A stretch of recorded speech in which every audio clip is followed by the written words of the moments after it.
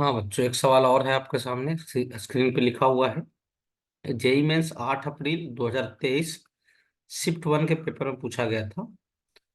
सवाल तो उतना खास नहीं बोल सकते।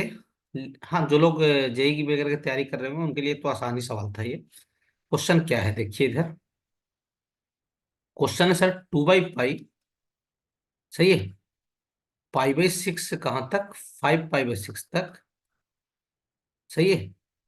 ब्रैकेट में 8 times of cosec x, cosec ना, x minus 5 times of integral of क्या, कॉट एक्स सही है। हाँ सर, और ये डीएक्स क्लियर हो। हाँ सर, ये है आपका। अब सुनो ध्यान से, सुनना। थोड़ा सा कुछ पॉइंट इसमें अच्छे हैं तो आपको समझना पड़ेगा। 2/पाई तो है ही बाहर, दोनों इंटीग्रेशन को सेपरेट कर लीजिए। पाई/6 से 5 पाई/6, पहले में 8 आ जाएगा बाहर, और कॉसेक एक्स, कॉसेक लिखा हुआ नहीं, कॉसेक है ना, एक्स डीएक्स, और दूसरे में 5 बाहर आ जाएगा। और पाई/6 से कहाँ तक, 5 पाई/6 तक सही है, लिमिट हो जाएगा इसका। और इंटीग्रल ऑफ क्या, कॉट एक्स डीएक्स। डरिए मत सवाल से, नहीं किए हो पहले तो अच्छा सवाल है फिर। अब सुनो ध्यान से, ये जो इंटीग्रल दिखाई दे रहा है इसको मान लेते हैं I1, और ये जो दिखाई दे रहा है इसको मान लेते हैं I2। ठीक है, ये मान लिया पूरा घेरे को क्या, I1, और इस घेरे को मान लिया क्या, I2। मेरे को चाहिए क्या, 2/पाई 8 of I1 minus 5 times of क्या चाहिए आपको, I2। ये ध्यान रखना, लास्ट में, सबसे लास्ट में इसी से मिलाएंगे, है ना, यही वैल्यू रखेंगे अपन सबसे लास्ट में। अच्छा, अब I1 I2 क्या है, इसको सोल्व करना पड़ेगा। सुनो ध्यान से, I1 आपका ये है, मैं अगले पेज पे लिख दे रहा हूँ। I1 है सर, पाई/6 से 5 पाई/6 सही है, और इंटीग्रल ऑफ क्या है, कॉसेक एक्स डीएक्स। और I2 क्या है साहब, I2 का लिमिट सेम है सर, पाई/6 से 5 पाई/6, और इंटीग्रल ऑफ क्या है, कॉट एक्स डीएक्स। ये I2 है, क्लियर हो। अब आई वन और I2 को सोल्व भी तो करना है अपने को। हाँ सर, आइए मिलके करते हैं। कभी भी इंटीग्रल के अंदर में ट्रिग्नोमेट्रिकल फंक्शंस हैं तो सीधा तोड़ने का रिस्क ना लें, ग्राफ बना लें, ज्यादा अच्छा है। पहले मैं I1 को सोल्व कर रहा हूँ, सुनना ध्यान से। तो कॉसेक एक्स का ग्राफ बना लेते हैं। कॉसेक एक्स का ग्राफ बनाने के लिए आपको साइन एक्स का ग्राफ बनाना पड़ेगा पहले। ये 0 से पाई, और मुझे पता है साइन की मैक्सिमम वैल्यू कितनी होती है, 1। सही है। हाँ सर, अब मुझे कॉसेक बनाने के लिए पहले साइन बनाना पड़ेगा। ये किसका ग्राफ बना, साइन का। और ये हिल कहाँ पे बनता है इसका, पाई/2 पे। सही है, इसी को पलट दीजिए, बस टच मत करवाइएगा, क्योंकि कॉसेक 0 इनफाइनाइट हो जाता है, नॉट डिफाइंड होता है। तो ये बन जाएगा ग्राफ कॉसेक का, ऊपर वाला, नीचे वाला साइन का था। सही है, ये ग्राफ बन गया किसका, कॉसेक एक्स का। पाई/6 पे मुझे पता है कि साइन पाई/6 कितना होता है सर, 1/2 होता है साइन 30 डिग्री। तो कॉसेक पाई/6 कितना हो जाएगा सर, 2 हो जाएगा। सही है। हाँ सर, और पाई/6 से 5 पाई/6 तक जाना है ना, तो 5 पाई/6 पे बात करूं, कहाँ पे, 5 पाई/6 पे। तो 5 पाई/6 पे फिर 2 हो जाएगा। मतलब कहने का मतलब ये हुआ कि अगर मैं इसको थोड़ा सा ग्राफ को इधर ला के समझाऊं आपको, ये वैल्यू 1 था साइन का, ये ग्राफ कुछ ऐसे आया और ऐसे गया। लेकिन हमें मतलब कहाँ से कहाँ तक है सर, पाई/6 से कहाँ तक सर, 5 पाई/6 तक। ठीक है सर, और पाई/6 और 5 पाई/6 पे कॉसेक की वैल्यू हमें बराबर मिला, और हमें मिला कितना, 2। अच्छा, ये वैल्यू 1 था जो पाई/2 पे मिला था। यानी कॉसेक के जिस हिस्से में, कॉसेक वाला जिस हिस्से में इंटीग्रेशन करना है, उस हिस्से में कॉसेक की वैल्यू कहाँ से कहाँ तक वेरी हो रहा है सर, 2 से 1 गया, फिर 1 से 2, मतलब 1 से 2 के बीच में वेरी कर रहा है। किसका वैल्यू, कॉसेक का 1 से 2 के बीच में वेरी कर रहा है, देखो। हाँ सर, देखो जो रेड हिस्सा है 1 से 2 के बीच में, वाई की वैल्यू 1 से 2 के बीच में फ्लक्चुएट हो रहा है। हाँ सर, तो यानी कहने का मतलब ये है कि 1 से 2 के हिस्से में हमें पता है इंटीग्रल पार्ट क्या होता है। यहाँ पे इंटीग्रल पार्ट होता है 1। तो यानी कहने का मतलब ये हुआ कि x बिलोंग्स टू कहाँ से कहाँ, पाई/6 से कहाँ तक सर, 5 पाई/6 के बीच में जो इंटीग्रल ऑफ कॉसेक एक्स है उसकी वैल्यू हो जाएगी 1। अच्छा, तो ये 1 था।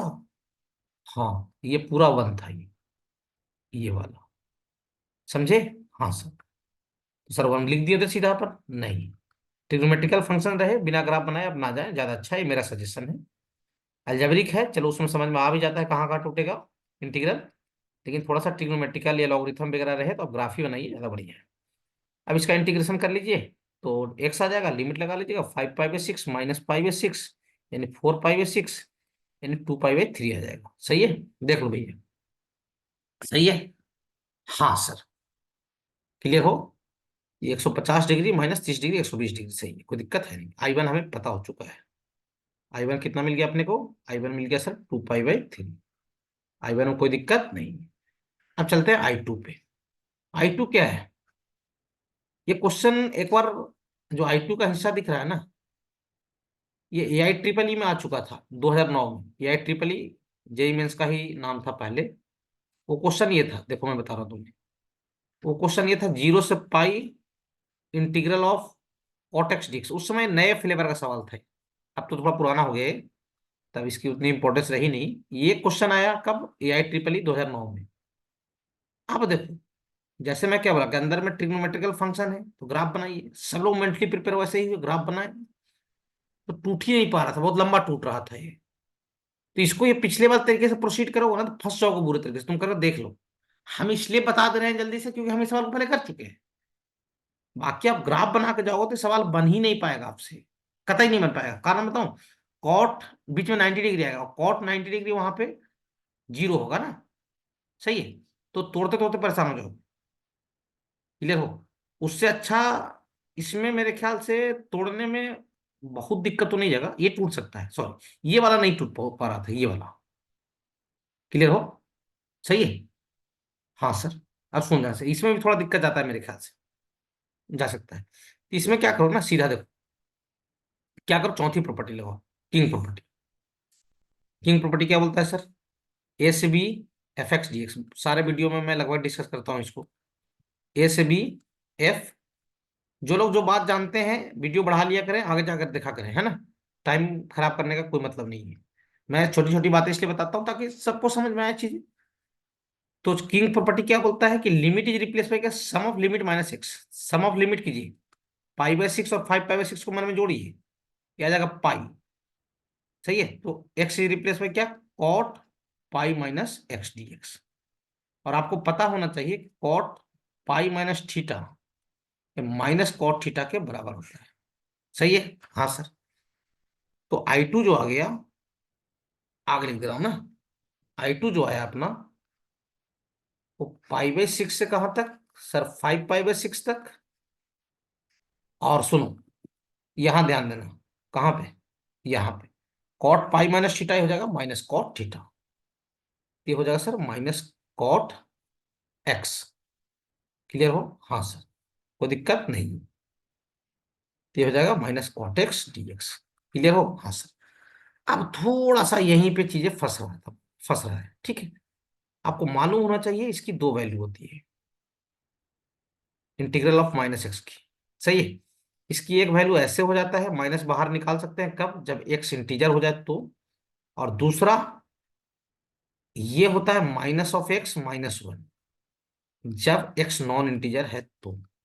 अब पाई/6 से 5 पाई/6 के बीच में ये कुछ ही पॉइंट पे इंटीजर होता है, कॉट 30 डिग्री से कॉट कहां तक, 150 डिग्री तक। जैसे एक बार कॉट 45 पे होगा इंटीजर, और फिर कॉट इनवर्स क्या बोलते हैं 2 पे होगा, सही है।